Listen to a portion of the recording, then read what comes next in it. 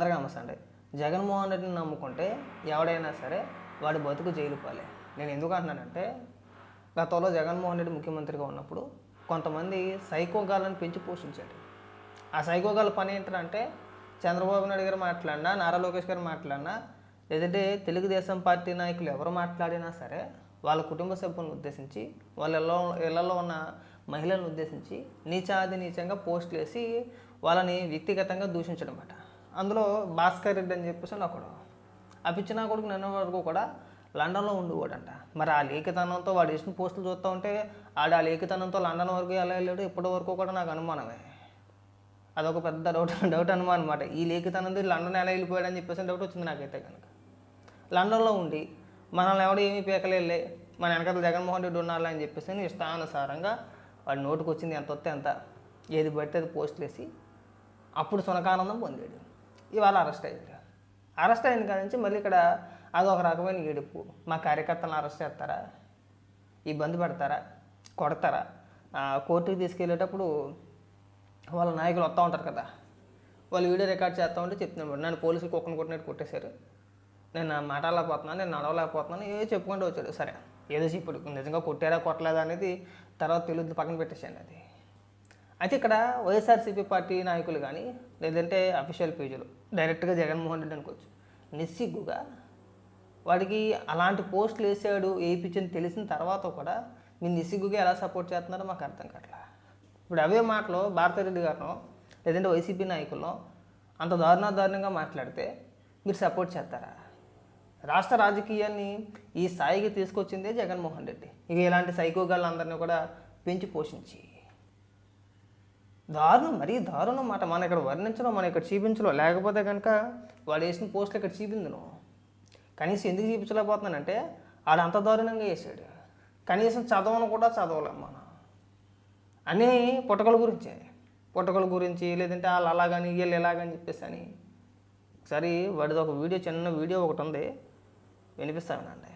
అంటే సుతపోసలా మాట్లాడుతూ ఉంటారు, చేసిన లత్కోర్పులు అన్నీ చేస్తూ ఉంటారు. ఎవడు ఏమో అనలే మనల్ని, మన ఇతర దేశాల్లో ఉన్నాం కదా, మనం ఏమైనా మాట్లాడచ్చు. వాడేడు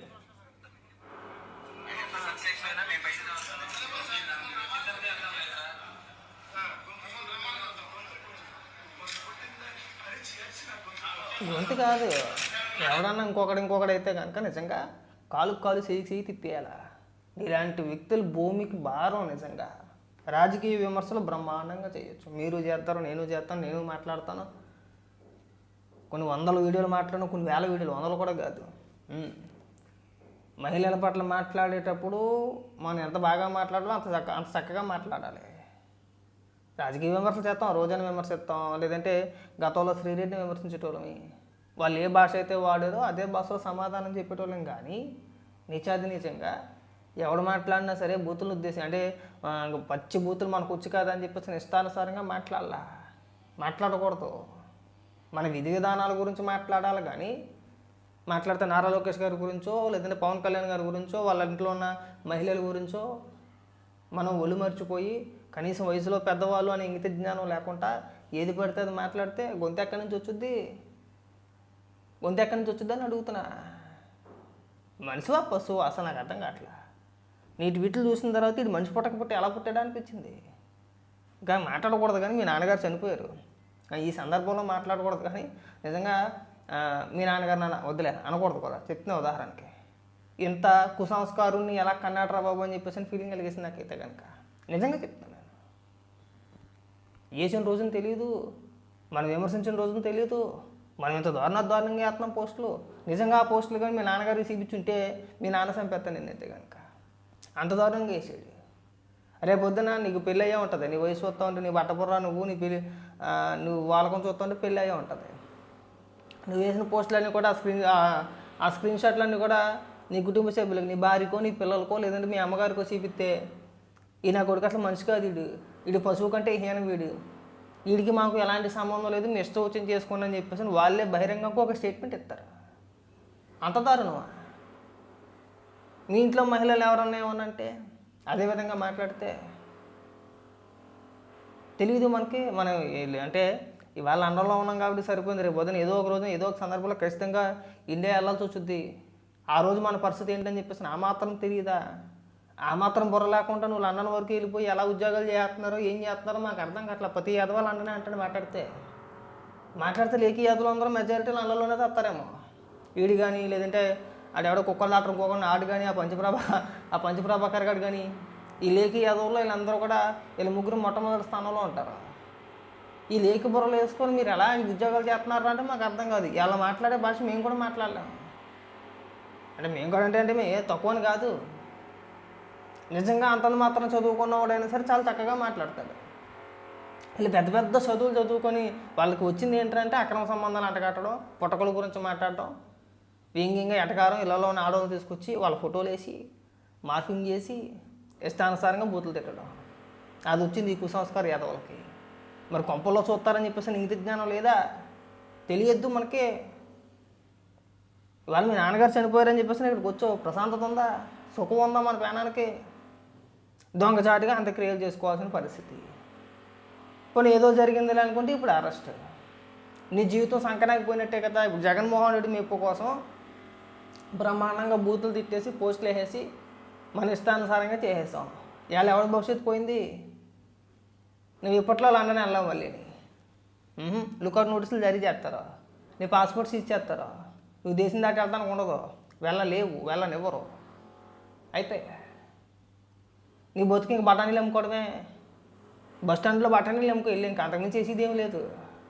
అయిపోయింది. నిన్న రిమాండ్కి వేసారంటే నీకు నీ బతుకు అయిపోయినట్టే, నీ ఎక్కేసినట్టు. నీకు దేవుడి దేవాలు ఇంకా కోరుకో. నువ్వు ఇంకా రిమాండ్ వరకు వెళ్ళకూడదనే కోరుకోవాలి. ఎందుకంటే నీ జీవితం బాగుపడాలంటే, నీ జీవితం నాశనం అవ్వకుండా ఉండాలంటే నీకు రిమాండ్ పడకూడదనే కోరుకోవాలి. నువ్వైతే వన్స్ ఒకసారి నీకు రిమాండ్ పడిందంటే నీ బతుకు అయిపోయినట్టే. వెళ్ళి బఠానీలు అమ్ముకోవడమే. అప్పుడు ఎవడ మెప్పు కోసం అయితే నువ్వు ఇన్ని రకాలుగా బూతులు మార్పింగ్ అంటే ఫోటోలు మార్పింగ్ చేసి ఇష్టానుసారంగా బూతులు మాట్లాడి అడుచు కాపాడతాడేమో చూడు. ఒకవేళ వచ్చి బెయిల్ ఇప్పించినా సరే నీ జీవితం జగన్మోహన్ రెడ్డి కోసం సర్వనాశనం చేసేసుకున్నావు. అంత చదివి ఉన్నతమైన స్థాయికి వెళ్ళి ఇతర దేశాల్లో మంచి ఉద్యోగం చేసుకుంటూ నీ ఎదవ లేఖితనం వల్ల బంగారం లాంటి భవిష్యత్తుని చేతులా నాశనం చేసుకున్నావు కదా. మళ్ళీ నీకు అలాంటి భవిష్యత్తు అలాంటి జీవితం నీకు జగన్మోహన్ రెడ్డి తిరిగి ఇవ్వడు. కావాలంటే నేను వచ్చిన తర్వాత నీకు 5,000కో 10,000కో ఏదో ఒక ఉద్యోగం ఇస్తాను అలాగే బూతులు మాట్లాడే అంటాడు, కానీ నీ జీవితాన్ని జగన్మోహన్ రెడ్డి బాగు చేయలేడు. అయిపోయింది, నీ బతికే అయిపోయింది. ఇంకా నీకు సినిమా అయిపోయినట్టే. బఠానీలు అమ్ముకోవాలి వెళ్ళి. ఇంకా సింపుల్ ఉదాహరణ అనమాట. జగన్మోహన్ రెడ్డిని ఎవరైనా నమ్ముకుంటే ఆడి బతుకు జైలు పాలే. ఇది ఇంకొక ఉదాహరణ. ఇది దయచేసి ఆ పార్టీ ఈ పార్టీ అని కాదు, ఎవరికైనా సరే మన రాజకీయాలు పాలసీల ప్రకారంగా మాట్లాడనని చెప్పి ఏం కాదు. కానీ ఒకవేళ రాజకీయంగానే అవతల వ్యక్తి ఎవడైనా సరే పరుష పదజాలంతో మాట్లాడితే అవసరమైతే తిరిగి నువ్వు వాడిని వ్యక్తిగతంగా అదే పరుష పదజాలంతో దూషించి, కానీ వాళ్ళ కుటుంబ సభ్యుల జోలుకో, వాళ్ళ ఇంట్లో ఉన్న మహిళల జోలుకో, వాళ్ళ ఇళ్లలో ఉన్న ఆడవాళ్ళ ఫోటోలు తీసుకొచ్చి ట్రోల్ చేసి మార్పింగ్ చేసి ఇంకొక రకంగా చేస్తే అది ఏ పార్టీకి సంబంధించిన వాడైనా సరే మన జీవితాలు మనమే సర్వనాశనం చేసుకున్న వాళ్ళు అవుతాం. అది ఎవరిపడానే కానీ. ఎక్కడైనా ఈ ఊరి దగ్గర పెట్టుకొని వైసీపీ కార్యకర్తలకు ముఖ్యంగా, ఎందుకంటే లేఖి యాదవుల్లో మొట్టమొదటి స్థానంలో మీరే ఉంటారు. విమర్శించేటప్పుడు పాలసీల ప్రకారంగా విమర్శించండి. బూతుల దాడి మార్పింగ్లు చేసేసి ఇళ్లలో ఉన్న ఆడవాళ్ళ గురించి మాట్లాడేసి పుట్టకుల గురించి మాట్లాడితే ఇతర దేశాల్లో ఉన్నాం కాదా అని చెప్పేసి విరవీగిపోవద్దు. ఏదో ఒక రోజున మీ కర్మకాలి ఖచ్చితంగా రావాల్సిన పరిస్థితి వచ్చినప్పుడు ఇక ఇలా వచ్చి ఇలా బలైపోతారు. ఈ రోజు నాటి బాధ వర్ణాతీతం. ఎవరికి చెప్పుకోలేడు. చెప్పుకున్నా సరే అయ్యో పాపం అంటారు. ఒకవేళ అయ్యో పాపం ఇలా జరిగింది ఏంట్రా అందామన్నా సరే ఆడి పోస్టులు చూస్తే అలా అనిపించదు ఎవరికి కూడా. డైరెక్ట్గా చూపిస్తారు. ఇదిగో అమ్మ, ఆ కుటుంబ సభ్యులు కూడా చూపించే ఉంటారు. ఇదిగో అమ్మ మీ కుమారుడు వేసిన పోస్టులకి కేసులు పెట్టారు, ఏం చేయమంటారో చట్ట ప్రకారం చర్యలు తీసుకోవాల్సిందే. ముఖ్యంగా మహిళలను ఉద్దేశించి ఇంత దారుణంగా మాట్లాడాడమ్మా అని చెప్పేసి చెప్తారు. ఒక పక్క తల్లిదండ్రులు తలెత్తుకోలేరు, పిల్లలు తలెత్తుకోలేరు. పోనీ వీడికి ఏమైనా మంచి భవిష్యత్తు ఉంటుందంటే ఆడికి మంచి భవిష్యత్తు ఉండదు. ఎక్కడితో అయిపోయినట్టే సినిమా. ఇంకా ఆడు ఎంతసేపు కూడా వచ్చిన తర్వాత ట్విట్టర్లోనో ఫేస్బుక్లోనో ఆ ఫోటోలు గీటలు మార్పింగ్ చేసుకొని బూతులు తిట్టుకుంటూ కూర్చోవాలి. దయచేసి మళ్ళీ చెప్తున్నాం, ఇకనైనా సరే రాజకీయాలు వ్యక్తిగతంగా కాకుండా బూతులు మార్పింగ్లు కాకుండా పాలసీల ప్రకారంగా మాట్లాడండి. అలా మాట్లాడాలంటే మళ్ళీ మేము మాట్లాడలేమనుకుంటే కనుక ఇలా బలైపోవాలి. వీడు ఒకడు, ఆ పంచప్రభాకర్ కూడా ఒకడు, ఇంకా కొంతమంది ఉన్నారు. రాక ఒత్తికి ఎలా బలైపోతారు. తప్పించుకొని తిరుగుతున్నాం అనుకుంటున్నారేమో కానీ ఏదో ఒక సందర్భంలో తప్పని పరిస్థితుల్లో మన దేశం ఇండియాకి రావాల్సి వచ్చినప్పుడు ఖచ్చితంగా మీ పరిస్థితి ఎంతకంటే దారుణంగా ఉంటుంది. అది బాగా గుర్తుపెట్టుకోవాలి మీరంతా కూడా.